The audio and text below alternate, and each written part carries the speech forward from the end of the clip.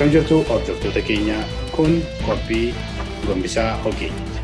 Qophiin gombisaa ogeeyyii akkuma maqaa isaatii ogeeyyii garaagarii mari'achiisuudhaan karaa sarara saatalaayit ONN isiniif dhiyeessa.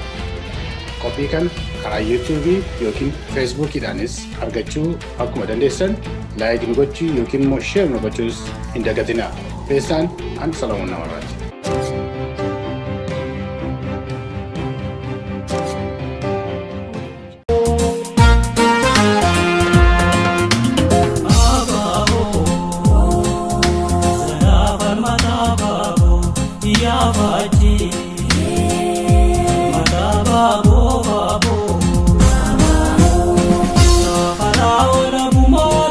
Waamicha kabaja guyyaa waboo jiraattota Toorontoo fi naannoo ishii maraaf. Konyaan mul'isa abbaa gadaa haala adda ta'een kabaja guyyaa waboo qopheessuuf qophii isaa xumuree jira. Guyyaa kana jaalli Billoo Garbii miseensi gumii sabaa fi itti gaafatamaan birkii jaarmaya biyya alaa ibsa bal'aa haala yeroo irratti nuu kennuuf qophaa'aa jira. Kanaafuu koottaa waan barbaaddan gaafadhaa dhugaa jirtu bara. Guyyaan ammajii takka bara 2019 iddoon waajjira waldaa hawaasa Oromoo yeroon sa'a 3 waaree booda. Konyaa mul'isa abbaa gadaa horaa bulaa.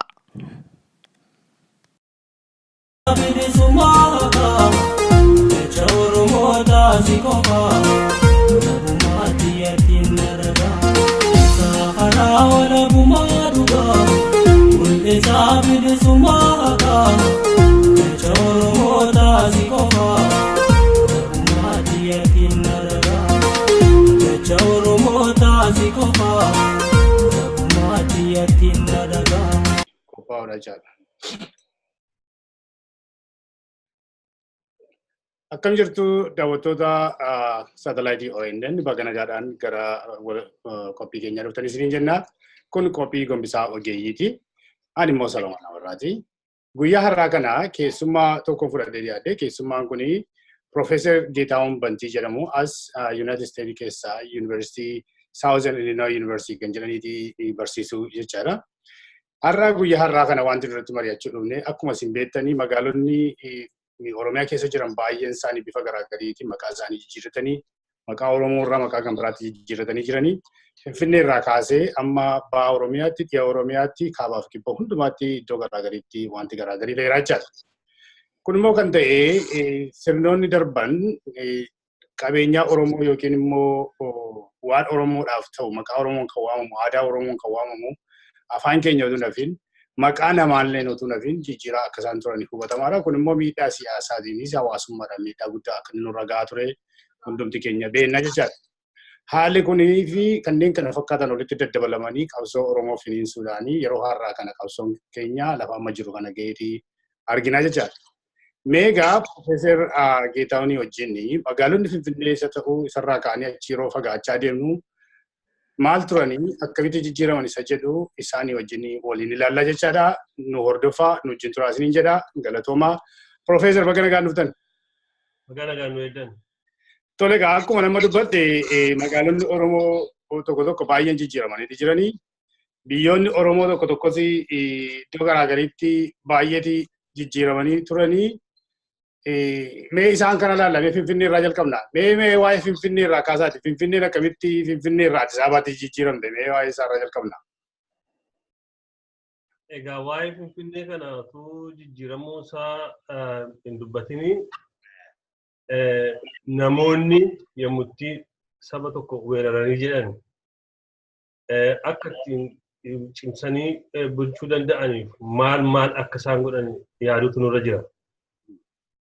Yeroo baay'ee maal godhu lafa isaanii duwwaa qabachuutu hin ta'in mataa isaanii qabatu eenyummaa isaanii jijjiiru. Jijjiiramni Finfinnee keessatti ta'e kuni egaa eenyummaa Oromoo jijjiiruudhaa wajjin wanta walitti qabateedha kun. Eenyummaa isaanii erga jijjiiranii booddee hacuucanii gadi qabanii dehumanize jedhan namummaa isaanii gadi qabanii eenyummaa isaanii balleessanii maqaa isaaniis jijjiiranii lafa isaaniis jijjiiranii itti kan isaan akka namni mataa isaa gadi qabatee isaaniif bulu kan isaan godhan. Egaa Finfinnee kana kan isaan ittiin jijjiiran durumaa kaasanii asii gadi yommuu dhufan jijjiiraa dhufanii egaa Finfinnee ergi ga'anii booddee Finfinnee handhuura impaayirichaa godhatan. Handhuura impaayirichaa dubaatu hin ta'in immoo handhuura Oromoo wanta ta'ee fi Finfinnee jijjiiruudhaanii fedhii Oromoo totally Oromoo akka gadi qabanii bulchuu danda'anii Finfinnee irratti xiyyeeffatanii jechaadha. Egaa akka jedhamu akka sira dubbadhetti maqaa geddaruuni historically namoonni saba tokko weeraruu yeroo hundaa eenyummaa namaati kan inni gadi qabu. Eenyummaa namaa rukutteennan mataa namaa rukutteennan salphaadhumatti bituu dandeessaa jechaadha. Hin garboomfattaa jechaadha. Fakkeenyaaf warri Awurooppaadhaa yommuu biyya kana dhufanii egaa maybe seenaan isaallee badaa yeroo hundaa wal fakkaatu ta'uu danda'a. Garuu kan isaan godhanii biyya kana biyya Ameerikaa kana gamatti jiru iddoo baay'een isaa maqaa Awurooppaatti geddarame. Gaafa maqaa geddaranii fixanii maqaa dhabanitu maqaan warra biyya kanaatiin immoo moggaasutti ka'an iddoo tokko beektaa. Egaa biyya kana maal godhanii saba isaanii sin fixanii isaan kaan immoo iddoo reservation iddoo jedhanitti galchanii biyya Itoophiyaa keessaa garuu Oromoo fixuu hin dandeenye garuu kan isaan irratti baay'isanii kan isaan irratti xiyyeeffatanii maqaa geddaruu irratti xiyyeeffatanii. Maqaa namaa, maqaa lafaa, maqaa waan hundaa geddaruu irratti xiyyeeffatanii egaa geddarumsi Finfinnee irratti ta'ee akka kanaatiin yaadamutti sirra jira jechaadha. Finfinneen egaa utuu maqaan sun hin jijjiiramin naannoo sana Oromoonni baay'een jijjiiramanii turan jechaadha. Dura Finfinnee utuu magaalaatti hin jijjiirin bifa maaliitiin gadi isaan Finfinnee qabatanidha? Kan isaan Finfinnee qabatan egaa maalini isaanii durumaa kaasanii beektaa koochootti bal'ifatanii turani naannoo Oromoo kanatti yoo politikaa isaanii yoo ilaalte political philosophy isaanii yoo ilaalte isa duriitii kaasanii bara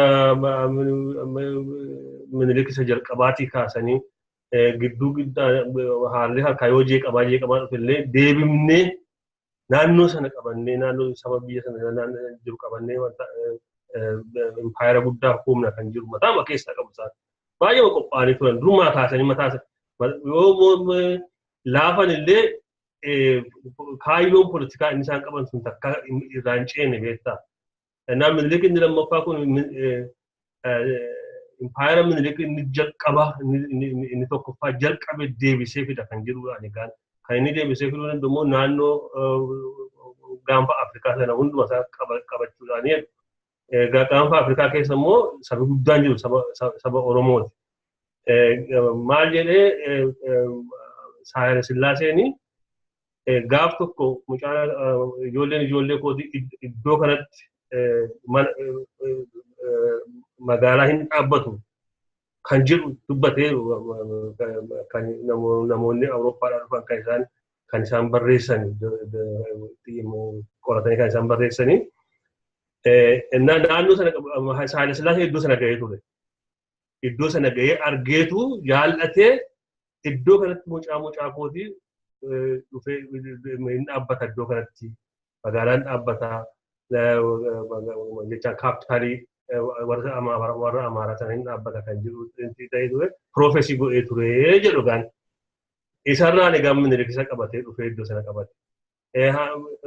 Finfinneen immoo Finfinnee qabattee dambeetta durumaa historically Finfinnee naannoo Finfinnee suni bakka garaagaraatti kan inni geggeessu noorzii yoo deemu gara kaabaattis gara kibbaattis gara mirgaattis gara bitaattis yoo deemu barbaade Finfinneen giddu galeessa.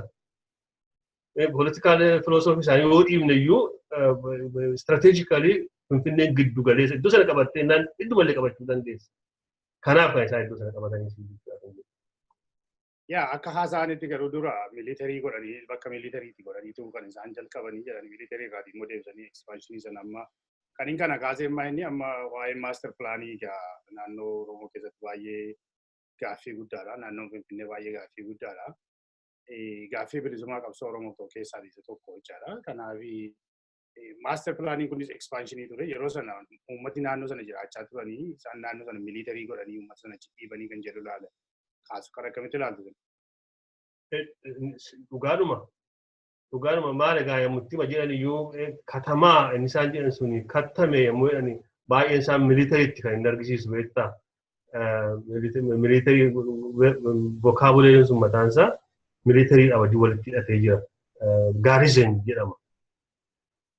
jedhama. Finfinnee akka isinitti uumamte akka militarii garrisoniiti.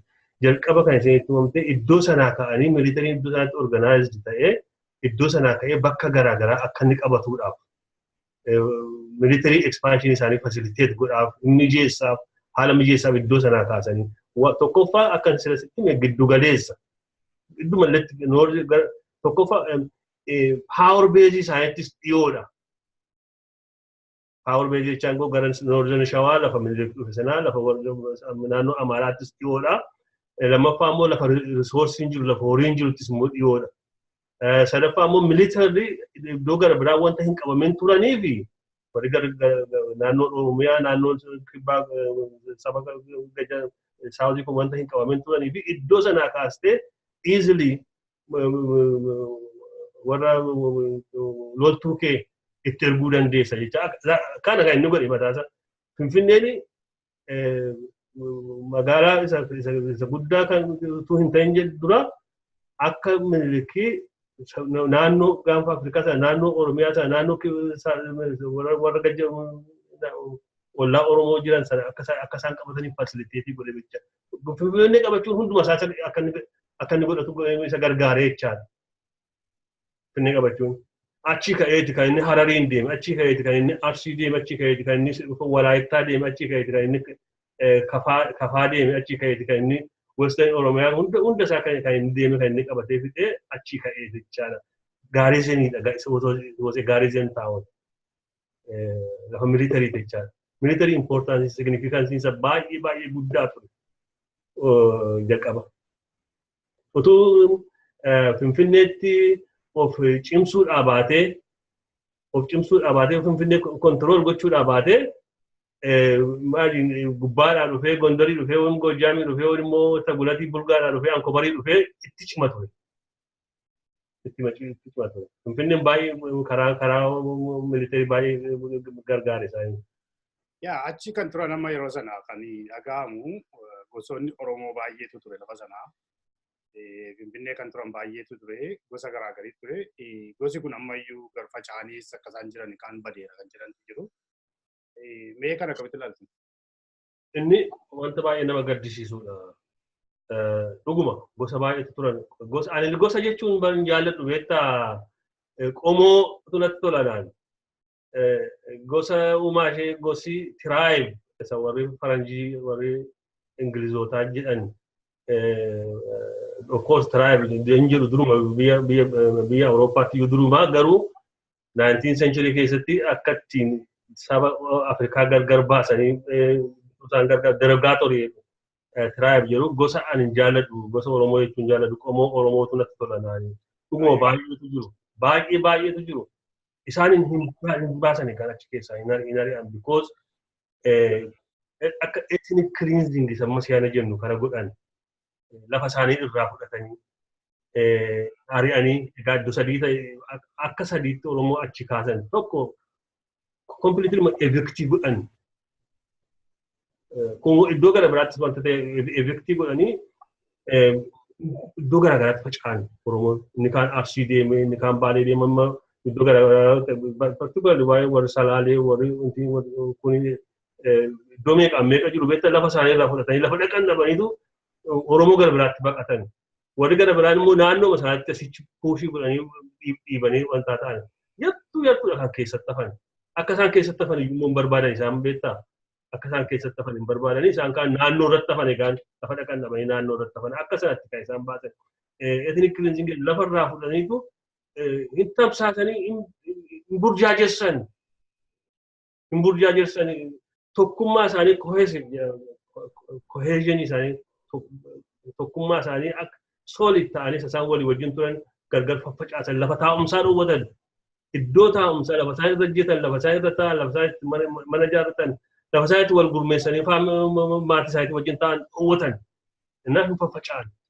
Kanaafuu lafa isaan jiran hin beekamu baay'ee isaanii maatiin tokko maatii baay'een absorbii ta'anii waliin immoo babadan waliin immoo gara biraatti dabalaman. Amma beennaa warra maatii sana eenyufa akka isaan ta'an maatii sana beekuu hin dandeenyu garuu qomoo baa achi keessa ari'aman sana beekuu hin dandeenya. Botaabor waamiidhaa baay'ee wanta akkasii barreessaniiru beektaa qomoo warra achi keessaa ba'anii eessa akkasii kitaabni isaanii baay'ee informationii gaarii qaba. Qomoo sana maatii sana hin beeknu. Maatii abaluu maatii tokko qabda maatii kan mataa kootiin qaba. Individual familiesiidha isaan jechaadha. Qomoo wanti sun beeknaa qomoon immoo warra gullallee, warra saraalee, warra saraalee gara gubbaa jiru, warra galaan, warra naannoo boolee warra jiran baay'een isaanii badan. Qomoo baay'ee jira Botaabor maatii listii isaanii qabu caalmaa kan isaan barreessan. Tole egaa achirra dhaabannee mennaa gara kutaalee Oromoo garaagariitti gadi diriirsanii mee naannoo achirra dhaabbatanii yeroo miliiteerii isaanii istiraateejii poolitikaa isaanii diriirsuu barbaadanii bifa maaliitiin maqaa jijjiirruu irratti fokas godhanii amma fakkeenyaaf Bishooftuu innaa fudhannee Adaamaa Dabrazeet jedhanii waamu. Adaamaa innaa fudhannee Naazireet jedhanii waamu. Warreen akkasii kana mee akkamitti ilaaltan?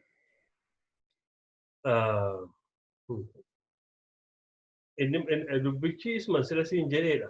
Eenyummaa namaa balleessuu irraa kan qabatee jiru. Aadaa namaa balleessuu, eenyummaa namaa balleessuun maqaa lafa keetii geddaranii, maqaa kee geddaranii, maqaa hunda kan itti qabu geddaranii, eenyummaa namaa balleessuudha. Yammutti Minilik Oromoo weerareetu amantii kiristaanummaa akka isaan fudhatanii gaafatee maal gochuun irra jira yemmuttiin ergin kiristaana ta'e immoo ortodoksii ergin ta'e immoo dhadhaa lagachuus irra jira, foon lagachuus irra jira, kamisaa qanii dafinoodhaaf roobiidhaaf jimaataa qanii garbaamoon soomtan. Ani kanan danda'uusi saawwa koo kiristaanaa kaasaa jedheedhan jaarsi. Daawwattii kiristaanaa kaasaa ani kanan danda'u jedheen. The point is, by the way, maqaa geddaruun jarri kuni baay'ee hin beeku impaaktiin mataa namaa irratti qabu. Impaaktiin namoota isaan weeraran irratti qabu hin beeku beektaa. Kanaaf kan isaan maqaa geddaranii achi haroo sabbuu fuudhanii alamtafarii jedhanii kan sirbumaa inni ammallee hin dhiibne jarri kun ammallee hin dhiibne yoo duukaan buuta taate Washington DC keessaa 18th Street kan jedhamu tokko jira. Waggaa 3 moo waggaa 4 baranaa liitil Itoophiyaatti nuuf geddaru maleessaa jedhanii gaafatan. Isa achi biyya Oromoo irraa lafa fudhatanii maqaa lafa Oromoo geddaranii asis dhufanii lafa warra African Americans warra gurraacha Ameerikaadhaan waggaa meeqa irratti du'anii historically iddoon sun isaanii beektaa. Innaa nuuf geddaramu baay'een isaanii achi jiru beektaa naannoo 18th Street irratti mana nagadaa mana daldalaas qabu wanta garaagaraas qabu achi jiru iddoon kun nuti itti baay'ataa nuuf geddaramu baay'inaan jiru iddoo kana jedhanii. Innaa ammallee biyya kanallee dhufanii hin dhiibne hin jechuudhaaf hin jedhan. Hammam mataa namaa irratti ta'u maqaa namaa geddaranii maqaa yoo geddaratte kun egaa poolitikaa keessa nu galchuu danda'a. Maqaa yoo geddaratte malees maqaa Oromoo qabaachuun amma impaaktiin irratti qabu mana barumsaa keessatti hojii yommutti hidhattee gaafattu impaaktiin irratti qabu idoon tunoo sitti himan maqaa keetiif si qaxaruu dinneesiin hin jedhan garuu ati beekta wanta qaxaramuu wanta isaan qaxaramuu dhiisaniif wanta isaan opportunity isaan si dhawwataniif ati hin beekta. Isaan sitti himan garuu wanta akkasitti jira maqaa geddaruuni akkuma sirriin jedhee rasaasaan nama rukutuu irraa maqaa keessi gaddaruurra maqaa lafa keetti gaddaruurra rasaasas rukutanii si ajjeesuu wayya. Because atisuma tokko duudhaa sana garuu forever ajjeesuu barbaadu beektaa akkuma jirti kaalcharii kee aadaa kee eenyummaa kee forever ajjeesuu wanta barbaadaniif maqaa gaddaruu jechaadha. Amma sammaa kanallee yeroo baay'ee nageessa taate isuma gaddarame kanallee isuma maqaa duriitti maqaa Oromootti deebi'e kanallee ittiin hin waaman. Baay'ee isaa ittiin hin waaman. Isa mormu openly kan morman iyyuu jiru maaliif gaddaramaa?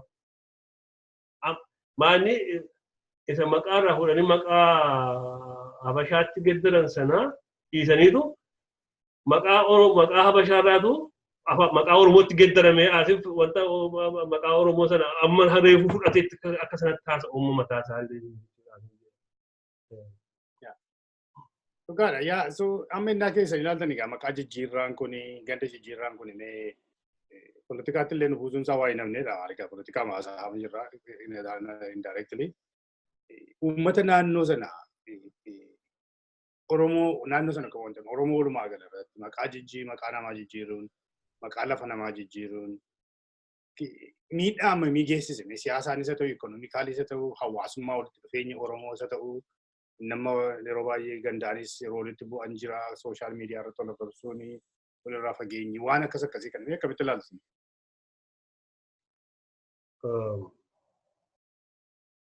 Miidhaa jechaan egaan akkuma isin jedhee aadaa keenya irratti eenyummaa keenya irratti dhugaan masaa dubbachuudhaaf dhiibbaa guddaa qaba. Dhiibbaa guddaa qaba jechuun koo sababiin isaa gargar nu baasan. Namoonni baay'een hin galuun maleessa maqaa namaa gaddaruun maqaa lafaa gaddaruun nama Oromoo gargar baase beektaa. Jechaan kun intini paaworii akkasii qaba, influensii akkasii qaba. Especially amantii gaddaruun, maqaa gaddaruun, maqaa lafaa gaddaruun, maqaa namaa gaddaruuni. Of course, eventually amma Oromooni gaddaruma sana dhiisee tokko dheeraa deebi'ee takkaanuma ergi bara jalqaba yommutti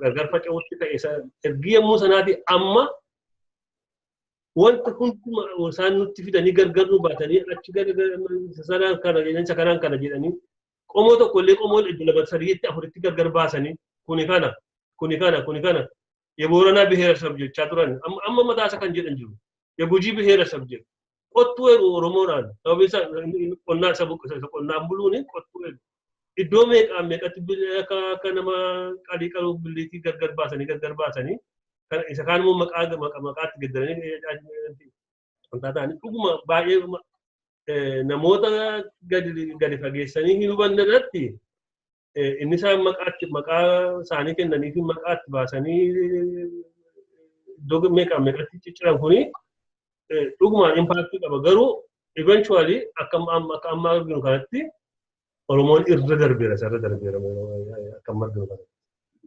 Ammumayyuu yeroo teessan ilaaltanii ammumayyuu taanaanii baay'ee yaalii gochaa jiran. Maaliif jettee warraan jettanii Oromoo keessaatii dhaabolee siyaasaa garaagarii warra tokko wal kaasanii maqaa isaanii wal fuudhanii afarsuudhaan isaan namoota jajjaboo namoota cimoo jechuudhaan warra kaan immoo warra gosatti amanu warra reesistiitti fakkeessuu yeroo isaan yaalanii jireenyaa jedhanii yeroo isaan waaman ilaalachaadha. Ammumayyuu deemaa jira miti wanti kun ammallee namoonni tokko immoo dhabiinsa siyaasaa biyya keenya keessatti amma mul'ataa jiru akkamitti ilaalu waan har'aa miti isuma dursa keenya keessa jirutu ammayyuu nurratti hojjetaa jira akkamitti wal hin gallee fi akka nuti isaanis immoo galgalaa ganama irratti hojjetaa jiru kan jedhan yaadu akkamitti ilaalu. Unfortunately, politikaa keessa nagalchite dhugaadhuma keessa. Maayinni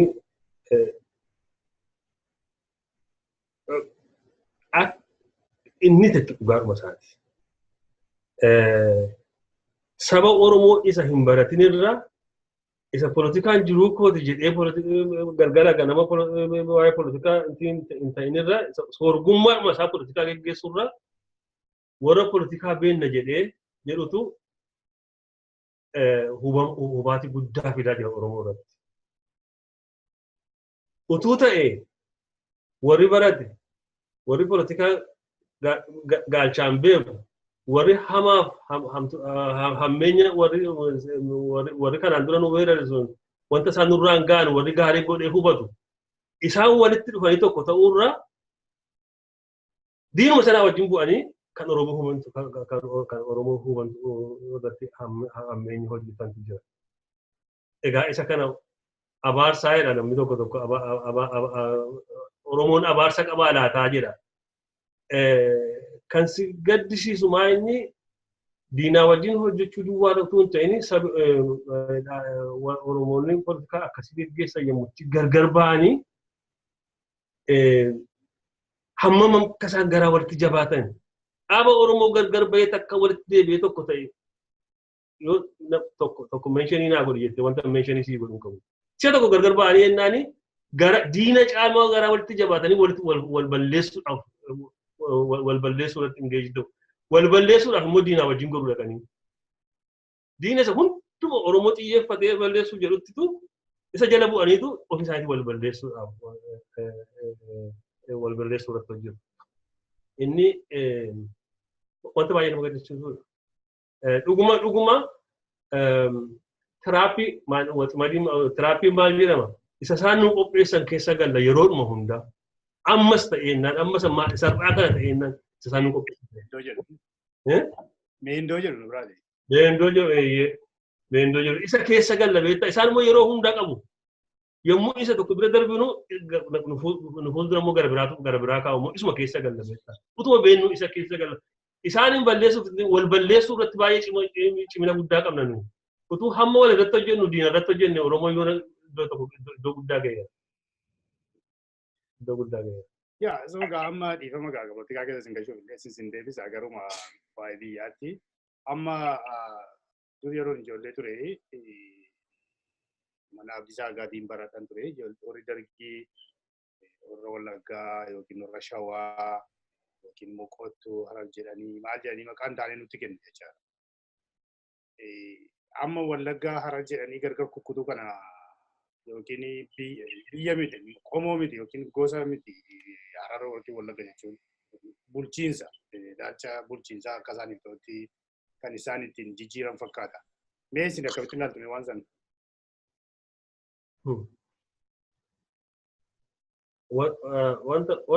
Wanta baay'ee nama gaddisiisudha beektaa waa'een akkasii kuni yeroo wanta akkasii keessaa hin baana jennee jennutti akkuma sila hin jedhe meendoo gara biraan immoo fuuldura kaa'anii immoo keessa galla beektaa. I'm sure the last 4 waggaa arfan darba keessaa wanta akkasii wanta badii fakkaate ture. Baay'ee wanta badii fakkaate ture sababiin isaa Oromoon walii dirmachuutti ka'e. Yommutti inni Harar waan tokko ta'u inni Wallaggaa irratti ka'e hin ka'eef. Yommuu inni Wallaggaa waan tokko ta'u inni Booranaa irratti ka'eef. Walii dirmate beektaa walii dirmateetu diina tochoose. Amma garuu akkan ilaalutti geddaramni amma dhufaa jiru kuni maybe warri gaggeessan kun utuu keessa deebi'anii yaadanii akka wanti kun baasuu hin danda'u akka warra kanaan duraa hin baafne warra ammaas baasuu hin danda'u. Nama gargar baasu Oromoon immoo yeroo kamirrayyuu amma bareera hamaaf gadhee bareera beektaa Oromoon warruma politikaa geggeessu akkan sila siin jedhan isaantu ofii isaaniitii ittiin vaaliyuu isaanii ol kaasuudhaaf dhaggeeffatama isaanii ol kaasuudhaaf jedhaniitu wanta akkasiitti yoo divide and rule jedha gaafa faranjiin Ingiliziin waggaa 100 fuulduratti Afrikaatti baastee bitte sana inni yoo hin ta'a ta'ee of course yeroo masaasichi fuuta balleessaa wanta hambisu hin qabu. To divide and rule sun ganama Oromoo gargar baasanii bituu hin danda'ama ta'e warri bara Haile Sillaasees wanta akkasii tureera, bara Dargiis wanta akkasii tureera, bara Wayyaanis wanta akkasii tureera. Kun itti fufee jennaani baay'ee rakkoodha. Garuu at the end of the day Oromoon bareera beektaa Isaan caalmaa bareera Oromoonni inni isaan waan beeku jedhan sun warra beenna jedhan isaan caalmaa bareera. It's very unfortunate. Baay'ee rakkoodha. Anillee asuma kana asuma warra maayyuu ta'anii kan inni yaade suma durumaasa yeroo Wallaggaa Harar maal jedhanii gargar kukkutan sana isa immoo dhaqanii naannoo kan biraa jiran walitti mammakan sana yaadi isaanii Oromoo kana yaaduma isaa gargar facaasuu ture miti duruma isaa kan jedhu yaade. Dhugaa keeti gargar facaasuu ture. Isaan immoo barma durii sana Oromoo jechaan Oromoo biyya naannoo akkasiiti malee isaan inni kaan gaallaadha. Immoo Oromoo gaallaa gaariin warra akkasiiti warra iddoo akkasiiti dhufe maqaan hin dhabuun baru narra hin jiru. Inni iddoo gara biraas garee dadhabaadha tun ta'ini sobanii dadhabaa fakkeessanii walitti buusuudhaaf. Yoo Wallaggaatu akkas jedhan inni Wallaggaa dhuguma yoo natti akkas jedheetu isa sana akka asii gadi ilaaluu barbaadu turan. Immoo yoo asiitu bahee guddaadha jedhan malee inni gara biraan gatii maalii qaba jedhan inni asii sun akka ol of kaasee isa gara biraa. Wanta akkasii hojjechuu dhiiseera beektaa hafeera wanta akkasii. Keessumaayyuu immoo ergi Maccaaf Tuulamaan ergi dhaabbate asitti durubdoo 1966 kaasee hundumta achi dhaqi beektaa. Waan Harar, waan Wallaggaa, waan Arsii, maal kana hin qabu hundumtu achi dhaqeetu Oromummaa lafa itti calaqqisu. Inni warri Sidaamaa sun sana kun kana gargar baasan suni Maccaaf Tuulamaan isaaniin disprove godhe isaaniin. Ergi Maccaaf Tuulamaan uumame kaasee wanti sun badaa dhufe. Because Maccaaf Tuulamaan hunduma qabate. Hunduma qabate. By the way, Maccaaf Tuulamaan isaanii Oromoo duwwaa sun ta'ini sabi gara biraan iyyuu itti gale because achi keessatti isaan kooziin keenya mataan keenya advaansii gochuu hin dandeenya. Jedhanii warri Sidaamaa fakkeenyaaf Guraagonnuu keessa jiru jedhanii Maccaaf Tuulamaa mataa isaa keessa membersii ta'anii keessa turaniiru jedhan isa duraa sana keessa. Kan isin jedhu mamaa inni isaan Oromoo iddoo kana Oromoo iddoo kana Oromoo iddoo kana jedhan dhuguma tureera. Amma jiraachuu danda'a garuu Maccaaf Tuulamaan uumamuunsaa wanta sana completely disprove isaanii godhee jechaadha. Akka fashaleessuu jechaadha. Oromummaa isa dhugaa akka calaqqisu godhee jechaadha.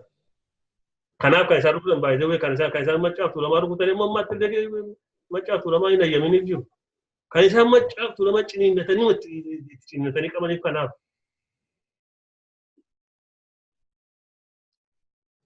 So amma gaazarraati achumaan himee karaa tokkoon immoo na laaltan lafarraa buqqisuu duukaa immoo amantiis fuudhanii dhaqaa turan.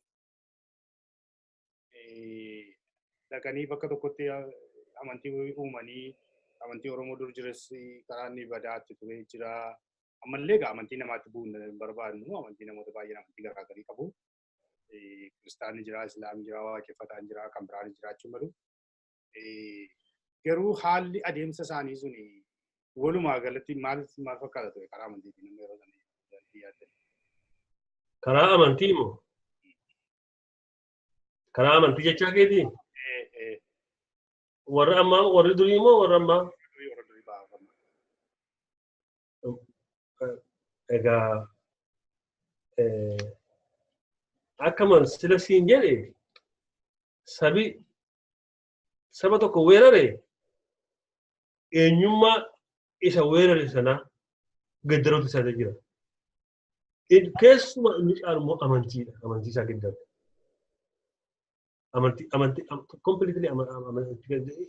Kun by the way kun yommuu 19th century European colonialism yommuu bara koloneeffataa Awurooppaa sanas warri Awurooppaa kan isaan godhan kan missionaries kan isaan duukaa bu'anii warra koloneeffatu sana gargaaranii namoota gaddaruuni akka isaan bitamtuu ta'aniifiidhaaf. Akka isaan bitamtuu ta'aniifiidhaaf. Waaqa keettis amanii si bulchuuf immoo ajajame kan jedhudha.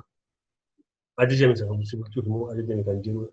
Kana gaan gaddartaa amantiin isa guddaadha. Amantiin isa guddaadha. Garuu the point is amantiin rakkina hin qabu. Amantiin abbaan wanta itti amanu fudhachuu hin danda'a. Garuu yeroo amantii sanaa akka meeshaa itti nama cunqursuutti yommuu maa itti baatudha kan inni rakkina fidu.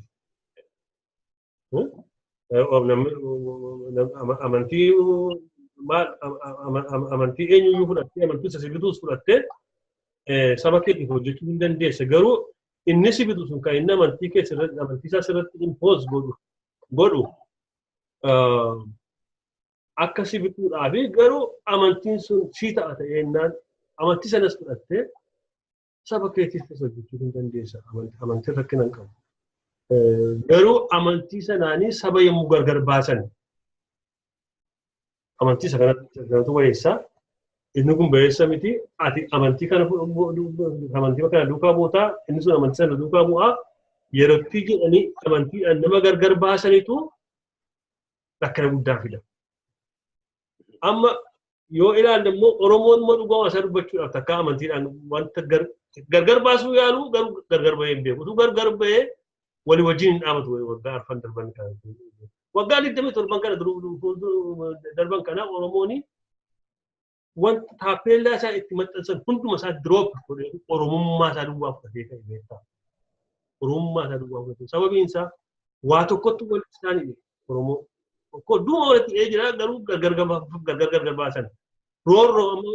Roorroodhaa fi garbummaa itti cime Oromootti waggaa darbe. Roorroo garbummaa itti cime.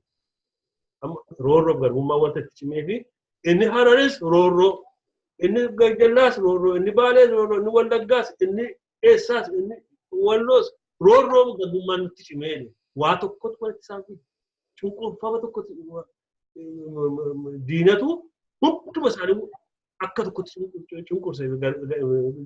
cunqurse. Cunqursaa sanatu walitti wanta isaan fidee fi lakki ati Islaama, ati Protestaantiidha, ati Ortodoksiidha takka waliin hin jenne qabsoo kana keessatti Oromoo takkaan akkas waliin hin jenne. Wanta akkasii takkaan waan dhumne. Waluma wajjin du'an yommuu isaan rasaasaa rukkutaman Islaamni tokko asitti rukkutamee Kiristaanni tokko asitti rukkutamee dhiigni isaanii walitti dhangala'e beektaa lafa isaan du'an itti illee walitti dhangala'e wal buqqeessisanii walitti dhangala'e. Kanaafitu yes dhuguma gargar baasuu yaalanii amantiidhaan gargar baasuu yaalanii kun immoo wantuma warra koloneeffatu irraa hedduudha kun. Garuu Oromoon cunqursaadhaa fi roorroo isaan hacuuccaa isaan gadadoo isaan itti irratti buusan sanatu hunda Oromoo walitti fidee Oromoon walii wajjin dhaabate. Dhuguma amantiidhaan gargar baasuu qomoos gargar baasan akkasila dubban qomoodhaanis gargar baasanii Oromoo bituu yaadanii turanii amantiidhaan gargar baasuu yaadanii turanii garuu amma wanti sun hin jiru hundumtuu Oromoodha amantiin immoo keessa hin jiru. Yaa amma sila waan inni tokko kaasanii yeroo darbe amma Oromoon yeroo baay'ee gaaffii isaa gaafata. Gaaffiin waa'ee lafaa gaaffiidha Oromoodhaa fi eenyummaan gaaffiidha. Isaan lafa isaanii kanarratti eenyummaa isaanii irratti kan isaan gadi fageessanii hojjetanii akka Oromoon ofuma raanfatee isaan ta'ee akka jiraatu jechuudha. Kana keessatti namooti baay'een loositaa jiru. Amma immoo Oromoon sana deeffachuudhaaf falmaati jira jechuudha. Waggaa baay'ee kan inni falmaa ture ammas taanaanii edda jijjiiramee kun dhufee irratti hojjetamaa jira jechuudha. Karaa hundumaatti mootummaa jiruunis ta'uu karaa mormuu ta'uu waatiin jechuudha. Amma isaanii ammayyuu taanaan karaa isaaniitiin immoo inni alaaltanii ammayyuu faayidaa gochaa jiru akka inni jijjiiramee uumame. Maal gochuu qabna Oromoon deebisnee lafa keenya kana maqaa isaa saddeetti deeffachuu kan keenya ta'uusaa sabboonummaan sana akkamittiin ijaarrachuu qabna.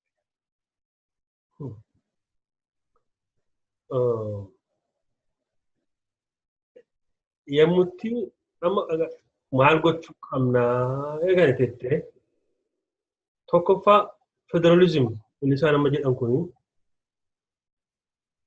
akka dhugaatti hojjechuutu sirra jira. Akka Tigraayiif hojjete akka Tigraay waggaa 27 darbe ofii isaatiin of bulchaa ture. Waan barbaade ofii isaatiin godhachaa ture. Yoo Oromoonis ofii godhachuu hin danda'a ta'e tarkaanfii tokko gara fuulduraatti. Ofii keenyaan obbolchinee utuu eenyuu dikteetii nun godhin risoorsii keenya infraastiraakcharii mataa keenya akka barbaadetti dhaabbanne amma yeroo magaalaa ta'e amma Jimmaa fi Maqalee wal bukkee qabdee ilaalte inni tokko Paaris ni fakkaata. Inni tokko Jimmaa waggaa 1980 kaasee Jimmaan beeka. Waan tokko badaan geddaran utuu risoorsiidhaaf ta'e utuu qabeenyaaf ta'e kan Jimmaan caalmaa geddaramu magaalaa Itoophiyaa keessa hin jiru ture. Jimma wantuma barbaade ta'uu danda'a. Business center ta'uu danda'a. Agricultural karaa qonnaatiin karaa midhaan nyaataatiin naannoon sun naannoo baay'ee fertaayiidha. Tuuristiidhaan.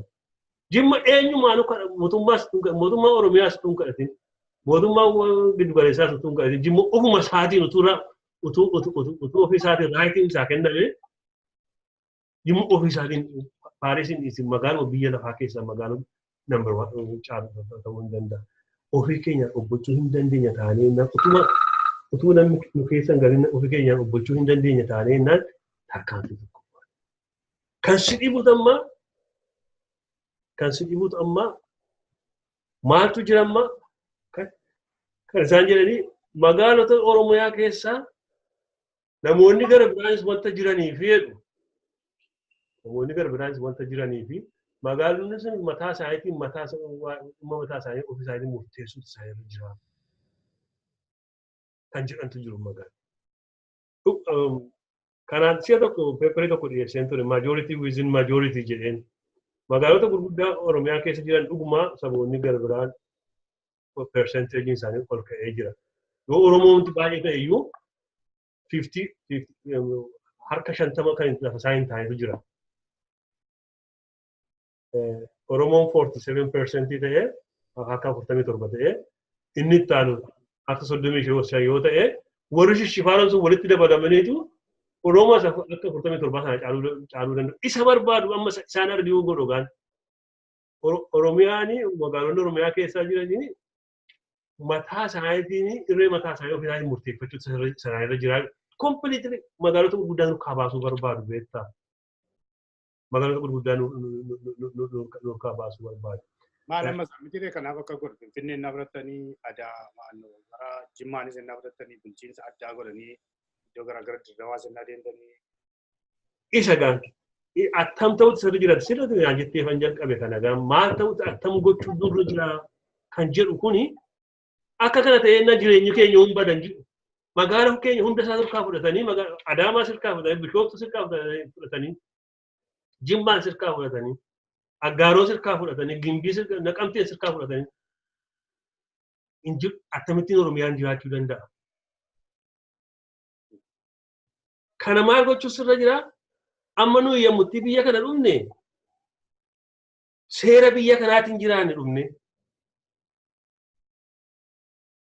Ati seera Kanaadaatiin jiraattamini seera Oromiyaatiin jiraachaa hin jiru. Oromoo seera Itoophiyaatiin jiraachaa hin jiru. Biyya kana dhumne seera Ameerikaatiin jira keessa gallee seera Ameerikaatiin jiraachaa jiru. Isaan sunis seera lafa jiran jiraachuu isaaniitu jira. Kana maal gochuu kanaaf immoo mootummaan Oromiyaadhaan seera baasutu sirri jira. Seera baasutu sirri jira. Jara kana wajjin iyyuu walii wajjin argumentii keessa galuun isaa danda'u. Seera baasutu sirri jira. Jarri sun seera sana isuma sila hin jedhuudhaan dubbeen biyya kana dhufaniitu 18 streetiidha maqaa nuuf fageddaramu maqaa keenyatti nuuf fageddaramu malee sasaan jedhanidha. Seera biyya kanaatiin buluurratu akka meentaalitii sachiisana fidanii addana mataa isaatii Oromoo irratti godhan saadaatti gochuu barbaadan. Kanaaf mootummaan Oromiyaa eenyuyyuu haqa mootummaa Oromiyaa kontiroolii haa godhu. Seera baasutu sirra jira. Akka seera magaalonni Oromiyaatti bulan. Namoonni biyya Oromiyaa keessa jiranii as individuals haqi isaanii eegamutu sirra jira. Ittiin bu'amu eenyuu ittiin bu'amu. Bomo isaanii jiru sababa isaanii Oromoo hin taaneef garuu seera Oromootiin buluutu isaanii jira. Seera Oromootiin buluutu jira. Afaan Oromoo baruu hojii achii hojjechuu barbaadu afaan Oromoo baruutu isaanii jira. Kan si dhibu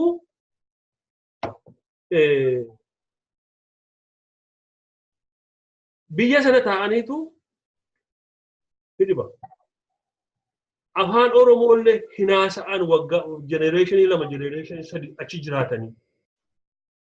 Nu ijoolleen keenya biyya kana dhufneetu generation tokkotti afaan keenya dhiisanii afaan ta'u. Ho'iin immoo Oromoon baardaay naqee waggaa 2 generation 2 ta'ennaan afaan Oromoo afaan isaanii haasa'a.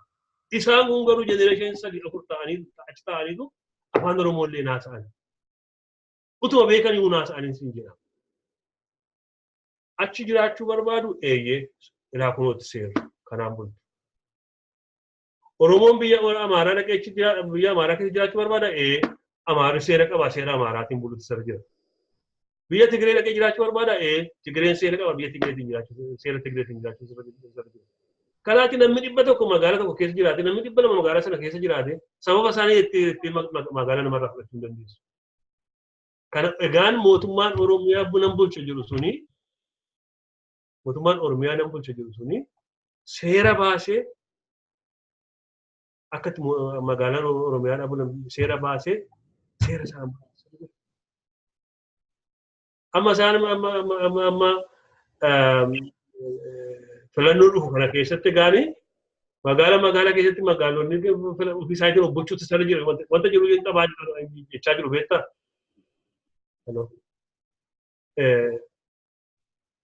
Nagama.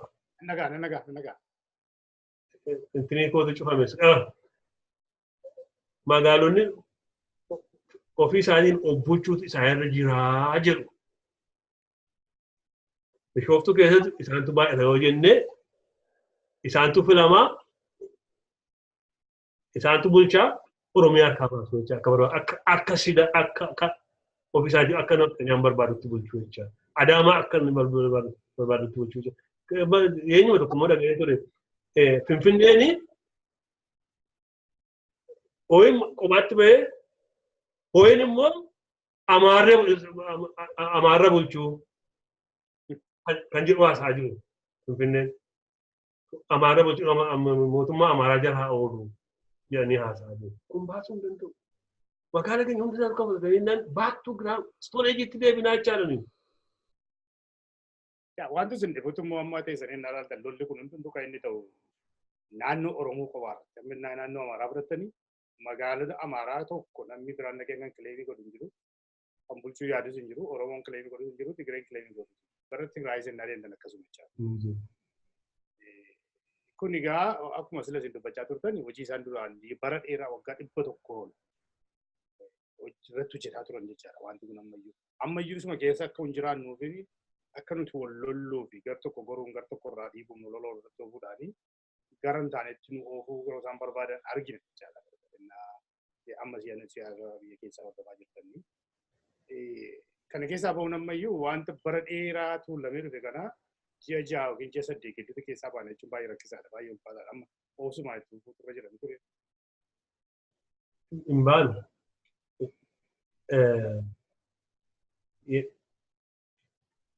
Maal beektaa dhukkuba dafee hin fayyinetu nanna keenya keessatti dhalate beektaa.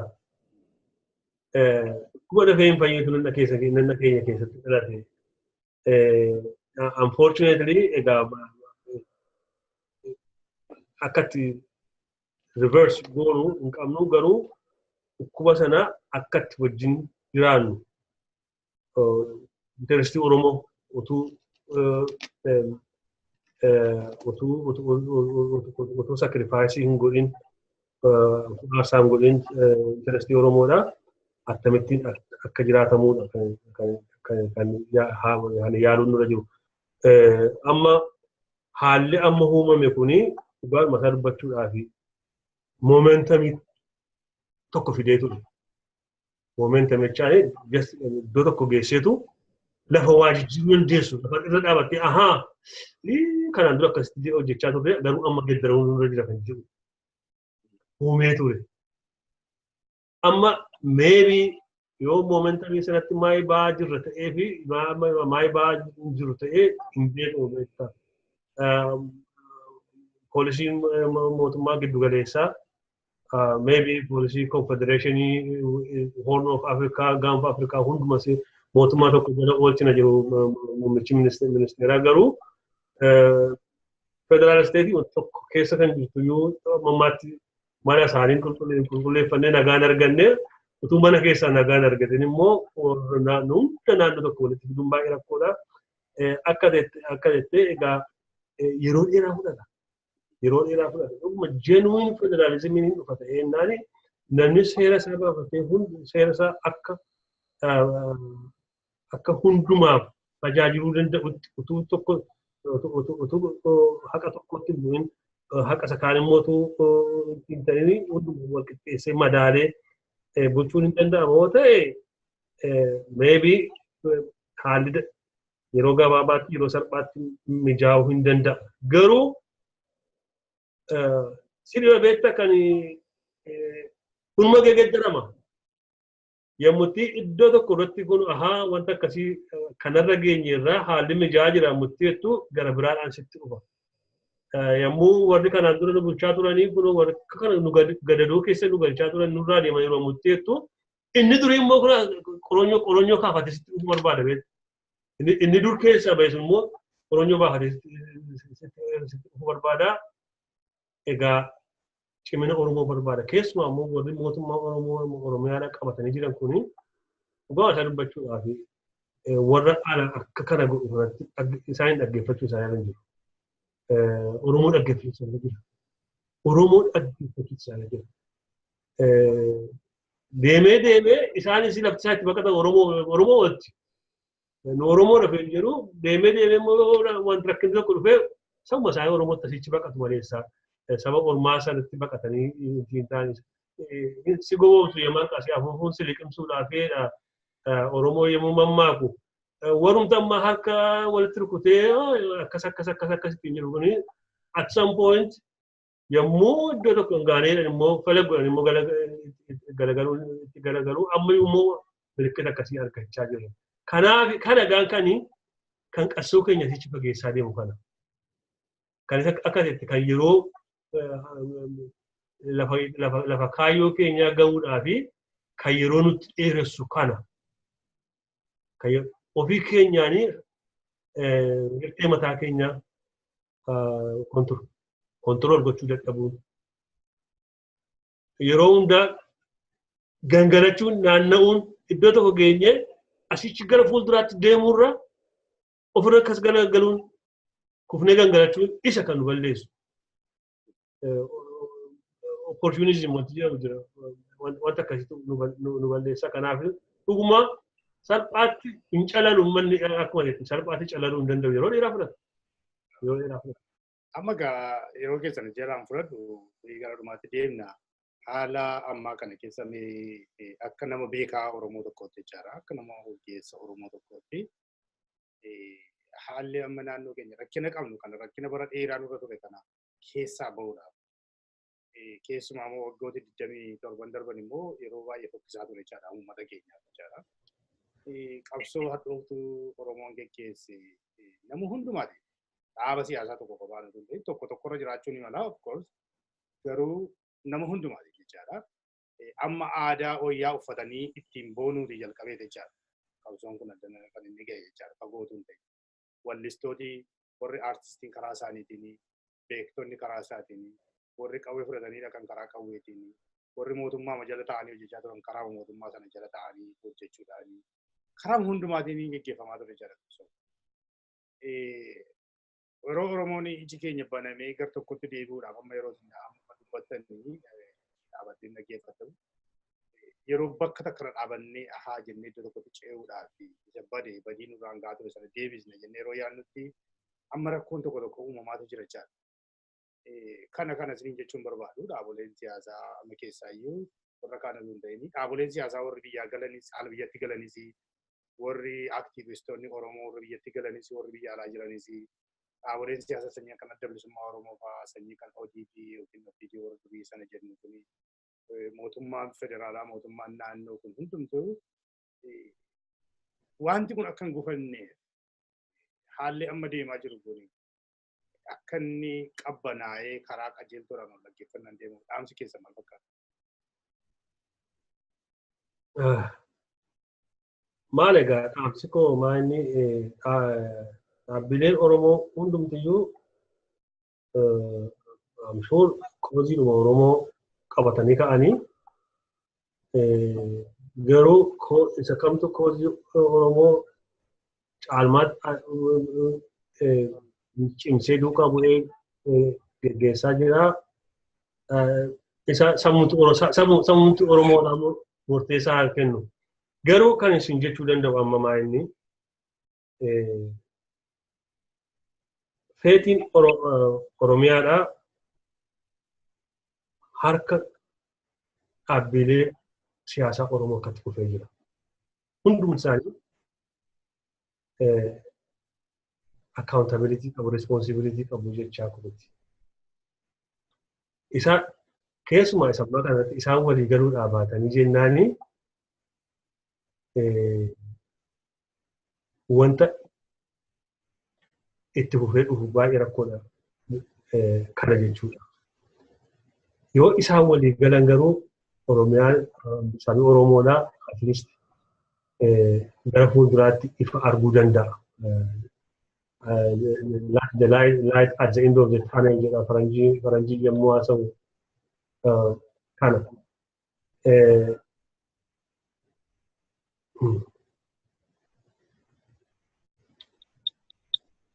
Amma inni isaan walitti deebi'anii akka kana walitti walii balaaleffatan kuni Oromoodhaaf gaarii miti. Isaan lachaniif gaarii miti.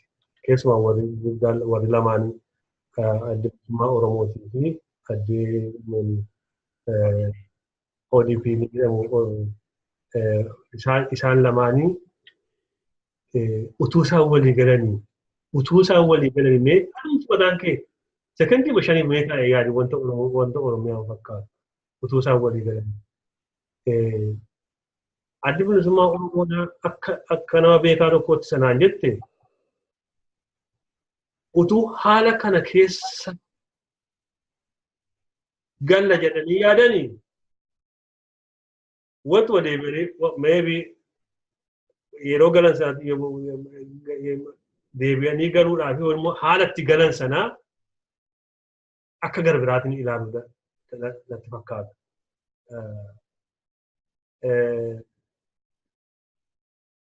Utuu walii galanii haasa'anii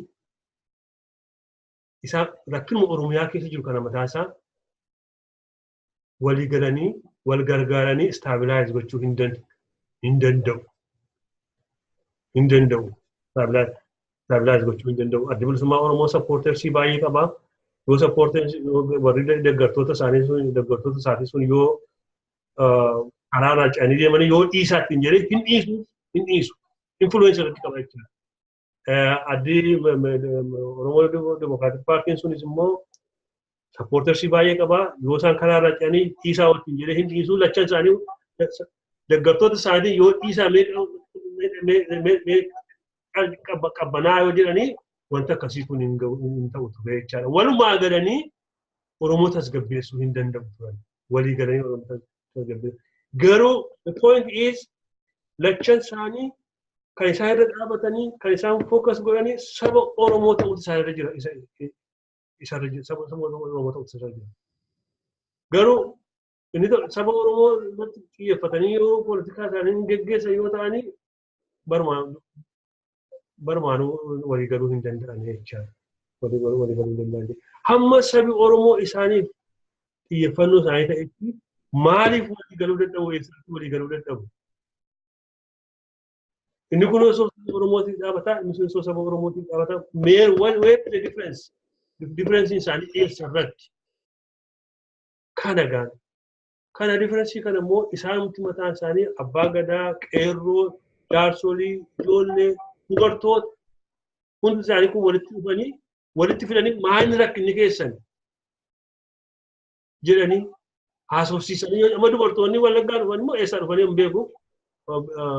Waajjira pirezidaantii Oromiyaa dhaqanii turan ishee tokko nan wanta isaa irra ga'an hin beeku waleessa. Kophaa isaanii ba'anii dhaqanii. Wanta akkasii waan gaarii. Utummoo wal ga'anii immoo wal jaarsoliidhaas wantuma gosuma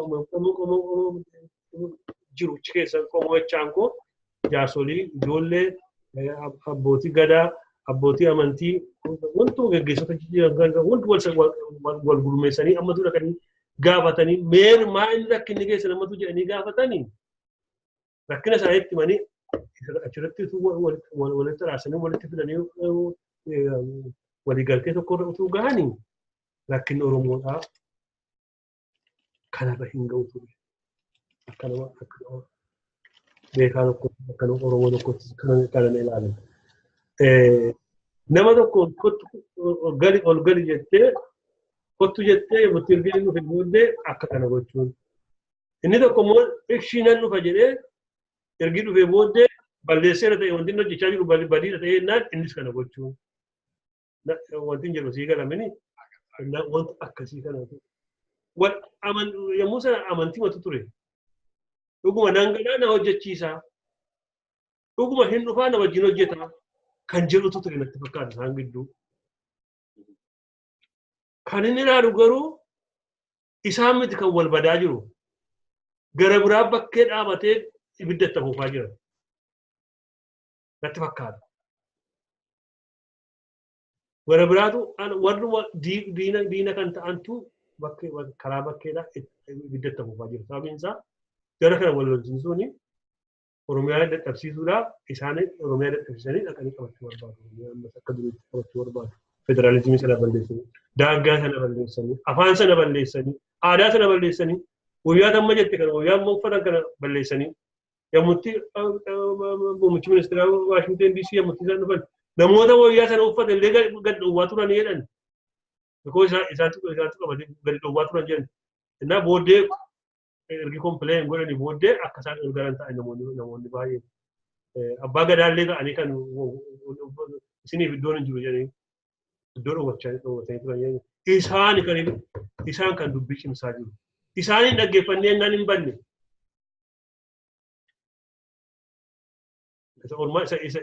Isa akka referiidhaan immoo nama kubbaa taphachiisu sana bakkee dhaabatee nu gidduu galee nu taphachiisaa jiru hin dhaggeeffanna taanee jennaani banneerra. Hin jiru masa akkuma sana ta'ee garuu wanti nama gammachiisu garuu Oromoon waggaa arfan kana keessatti wanta Oromoo dhaggeeffachuu sana dhiisee tokko ta'eera. Oromoon inni guddaan sun inni sabi bal'aan sun tokko ta'eera. Amma kan nu wal walii galuu didee warra siyaasa gaggeessuudhaaf Talaga Profeesar Geetahuun hedduun isin galateeffadhaa dhugaa dubbachuu na ta'e waan baay'ee irraa baranne dubbiin keenya illee baay'ee mi'aadha dubbiin keessan baay'ee mi'aadha yeroo biraa walitti deebinee bal'inaan haasa'uu qabna jedhee amana. Egaa daawwattoota keenya qophii keenya har'aarraa Profeesar Geetahuun Bantiirraatii waan baay'ee akkasiin hubattan abdiin qaba. Marii keenya keessatti waa'een naannoo Oromiyaa keessatti magaalota Oromoo garaagarii maqaa jijjiiruu, lafa isaarraa buqqisuun, amantiidhaan galuun kun hundumtuu darbee uummata Oromoo irratti karaa siyaasaas, karaa hawaasummaas, karaa ikoonomiis dhiibbaan irra geessisaa ture waliin haasofneerra jechaadha. Kanaaf dhumarrattis Profeesar dhaamsa isaan qabanii dhaaboleen siyaasaa uummati Oromoo hundumtuu bakka jiru dhaabbatee wal bira goree wal deeggaree waliin hojjechuudhaa fi wal bira dhaabbatee wal utubuu maleessaatii wal loluun barbaachisaa akka hin taane dhaamsa nu dabarsuu jechaadha. Kanaaf bakka kanaan dhaggeeffachaa turtaniif hedduun isin galateeffadha. Ani Salomoon Namarraatii kan sagantaa kana qopheessee isinii dhiyeessu dudduubaanii garee ONN kan teeknikaan nu gargaaraa jiran jiru. Qophii har'aa kun Profeesar Geetaahuunis anis yaadi hundumtuu dhaaba siyaasaa tokko wajjin walitti qabataa miti yookiin immoo poolisii ONN irratti hundaa'es miti yaada oolii firuu akka ta'e cimaan akkasuma hubattan isin yaadachiisa. Nagaa Waaqayyootiin oolaan isin jedha nagaan. Illee nagaan oola.